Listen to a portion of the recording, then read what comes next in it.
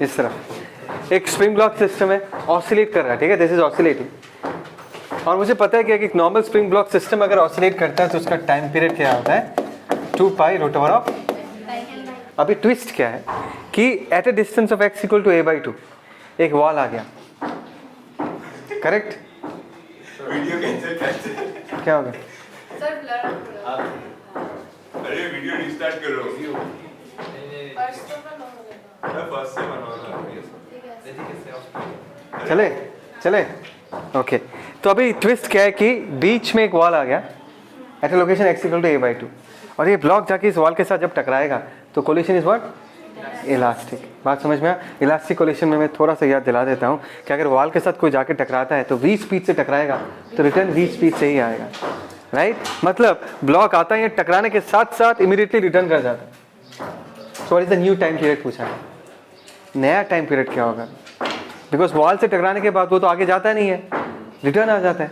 तो ये नया जो ऑसिलेशन हो रहा है इसका नया टाइम पीरियड का वैल्यू कितना होगा? पॉज कर बोलो।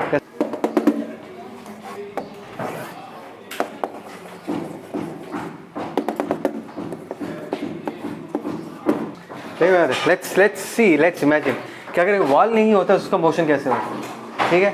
वॉल अगर नहीं होता this is a/2, let's say इसका स्पीड यहाँ पर v है, ये आगे जाता, यहाँ पर जाके रुकता, वेलोसिटी 0 हो जाता उसका, है ना? यहाँ से ऐसे जाता, जाके फिर रिटर्न आता, और यहाँ जब आता तब फिर से उसका स्पीड v ही होता but in the opposite direction. Do you agree with this? Is that clear? Wall आने के कारण क्या फर्क पड़ेगा कि जाएगा v से हिट करेगा, एट दैट इंस्टेंट ओनली ऐसा हो जाएगा उसका वेलोसिटी। मतलब सिचुएशन A से सिचुएशन C डायरेक्ट पहुंच जाएगा। समझ में आया? सिचुएशन A ब्लॉक का जैसा कंडीशन था और C में ब्लॉक का जैसा कंडीशन था, अगर वॉल आ जाता है A से C वो डायरेक्टली पहुंच जाएगा विदाउट एनी टाइम गैप। अगर वॉल नहीं होता सिचुएशन A से सिचुएशन C तक लाने में उसको टाइम लगता।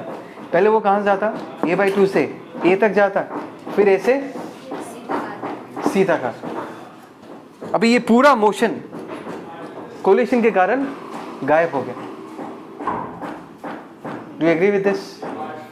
A से B तक जाना, B से फिर A तक रिटर्न आना, ये जो पूरा मोशन है ये नहीं हुआ ना अभी। और ऐसा करके हिट किया और डायरेक्टली उसका स्टेट ये बन गया। Do you agree with this? Is that clear?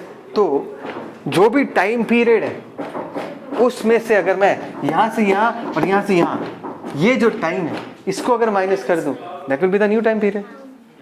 क्या डिफिकल्ट था क्या ये सोचना? लेकिन करते नहीं हो तुम लोग, पता नहीं एटीट्यूड में प्रॉब्लम है। मतलब तुमको लगता है तुमसे होगा ही नहीं, तुम कोशिश तो करो। It's very simple. देखो A से B और B से C तक आने का जो टाइम है उस टाइम को अगर मैं एक्चुअल टाइम पीरियड से माइनस कर दूं तो वो नया टाइम पीरियड हो जाएगा। Is that clear? और टाइम निकालने का टेक्निक तो हमने फेजर डायग्राम में सीखा है।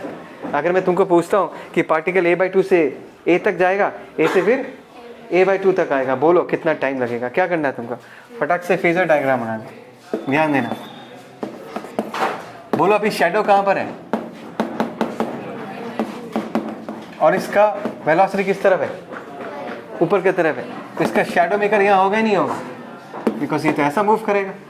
तो ये यहाँ से यहाँ तक जाएगा, उतने टाइम में ये चीज़ घूम के यहाँ तक पहुँचेगा। और शैडो A से घूम के जब ये A जाएगा फिर रिटर्न जब यहाँ पर पहुँचेगा, ये शैडो मेकर गोल घूम के यहाँ तक पहुँचेगा। बोलो ना, शैडो अगर यहाँ से यहाँ तक जाता और यहाँ से यहाँ तक आता है, उसका शैडो मेकर गोल घूम के यहाँ से यहाँ तक पहुँचेगा। Do you agree with this? पक्का? अच्छा, ये एंगल कितना होगा?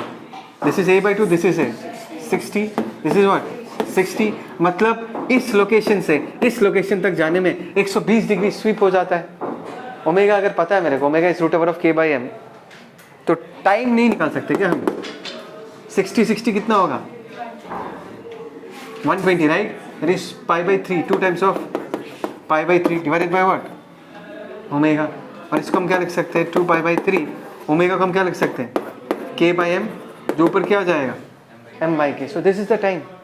मतलब अगर वॉल नहीं होता तो यहाँ से यहाँ तक और यहाँ से यहाँ तक आने में इतना वक्त चला जाता। वाल आने के कारण ये पूरा मोशन स्किप हो चुका है, तो ये पूरा टाइम भी टाइम पीरियड से माइनस हो चुका है। सो जो नया टाइम पीरियड होगा वो क्या होगा, 2 pi root over of m/k इतना होना चाहिए था, लेकिन इसमें से ये वाला टाइम स्किप हो गया, हट गया है, तो ये कितना होगा 2 pi by 3 root over of what m/k। So this is the answer. क्या हो गया, इतना सन्नाटा क्यों है? Is that clear? पक्का?